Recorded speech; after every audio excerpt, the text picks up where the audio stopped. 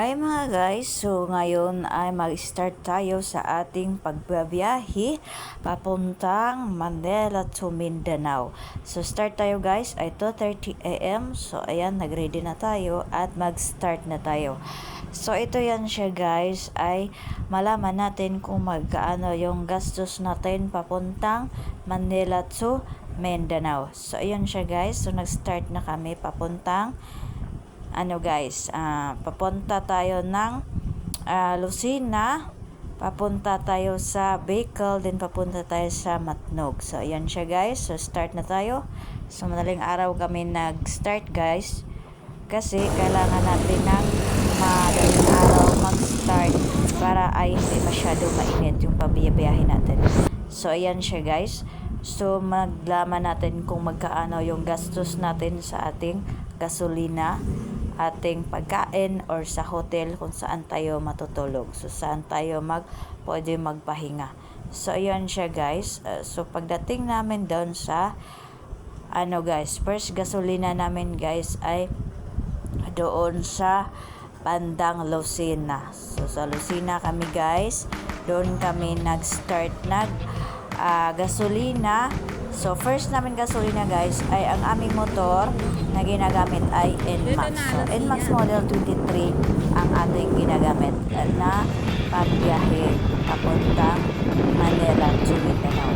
So guys, so dito na tayo sa papuntang Lucena guys. So doon kami nag-start maggasolina. So kailangan ang aming motor kasi ay 2. Yan siya guys. So first gasolina namin, ang aming binabayad ay 200 pesos.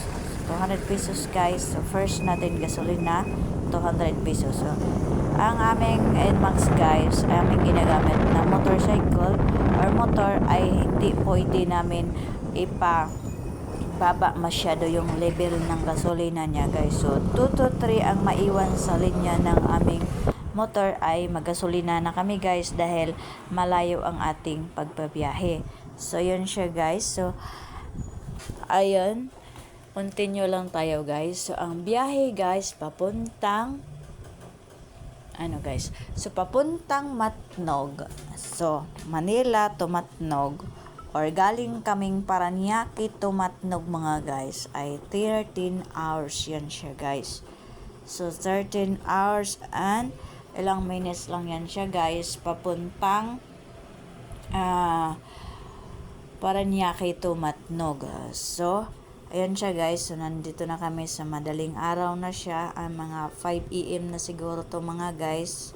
Ayan, so dire-diretsuhan lang ang biyahe namin guys. Diretsuhan ang biyahe namin, hindi na kami natulog dahil sa sobrang excited. So ayan siya guys. So isikan namin na gasolina guys ay doon na sa amin guys. So isikan gasolina natin, doon na tayo sa sikan gasolina natin guys ay doon pa tayo sa Pibito Lopez, Quezon. So sa Quezon pa kami guys ang sikan gasolina namin. So ayun siya guys.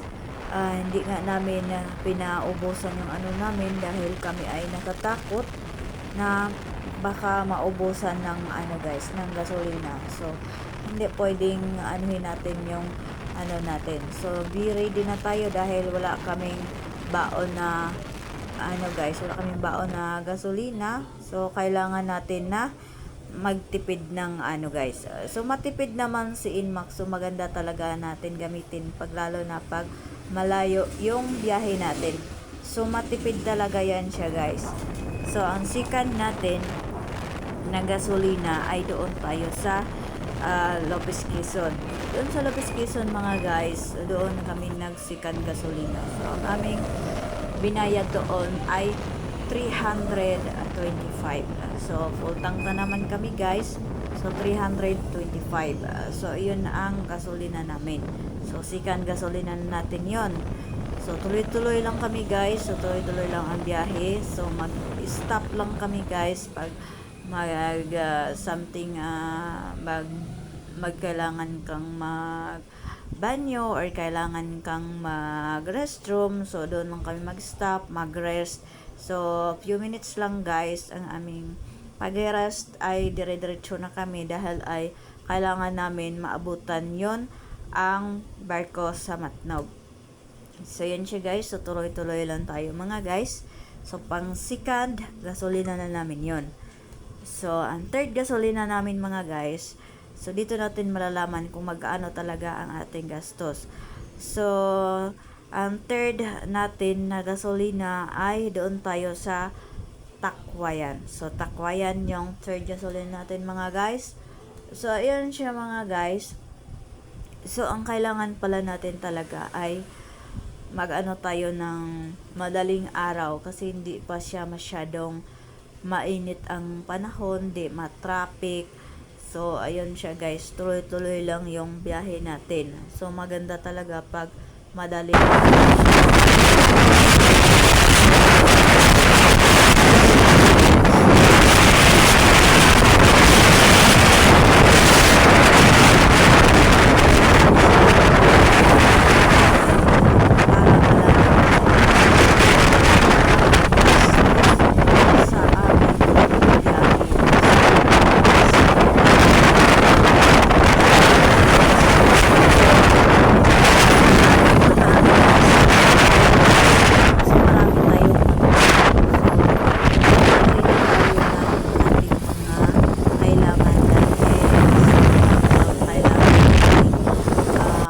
dalhin na kailangan natin na hindi mabigat yung ating motor para hindi masyadong madisturbo si driver. So, ayun siya guys. So, dalawa kaming nagbabiyahe. For 2 packs na yan ang ano guys, ang ating iba-budget ngayon. So, ayun siya guys. Continue lang ating biyahe. Ay, ang ating ano guys, ay third natin na gasoline ay sa Takwayan. So, Takwayan guys ay nag-gasolina na naman kami doon ng 200. So, 200 guys is pang 3 gasolina natin yon. So, 200 mga guys. So, 200. So, rest muna kami ng saglit, mga ilang minuto. So, ayan siya mga guys. Dire-diretsuhan na ang aming biyahe kasi kailangan talaga namin na yun na nga, kailangan natin maabutan ang ating sasakyan na barko. So, ayun siya guys. Papunta na tayo sa saan natin papunta guys. So, dire-diretso lang aming biyahe papuntang Matnog. So, ayun siya guys. So, ang biyahe natin ha is 13 hours to 15 minutes. Ang biyahe galing sa Paranaque papuntang Matnog. So, yun siya guys. So, pang-apat na gasolina ay sa Sorsogon. So, ang atin doon ay 200 pesos din. So, yun siya guys. So, ilang pang-gasolina ba ang aming naubos hanggat nadating kami sa Matnog. So, 4 yan siya guys. 4 na pang-gasolina. So, ayun siya guys. Nadating na kami sa Matnog at amin nang ipaplastar ang aming motor. So, pagdating mo doon mga guys, so, may nakaabang sa inyo doon na doon kayo magbili ng ticket. So, magkaano po ba yun ang ticket sa aming motor na sobrang dami ng karga? So, iyon siya guys. So, yun siya mga guys. So, ang ating pagbayad sa ticket or ticket ng ating dinadalang Inmax at saka 2 person, 2 packs ay 1,250. 1,250. So, ayun siya mga guys, ay kasali na doon ang ating binabayad sa kanilang mga ano doon. May nag-assist kasi sa atin, so kasali na ang ating lahat na gastos doon. So, nagbibigay tayo doon sa tauhan nila para mas madali yung pag-process. So, ang ating binabayad guys ay 1,250. So, bago tayo madarating doon kung saan tayo makapunta. So, ayun siya guys. So, 3 hours kami nagsakay sa barko. So, pagbaba namin, so diretso na kami kasi ay hinahabol namin kung saan kami makatulog. So, saan kami matulog?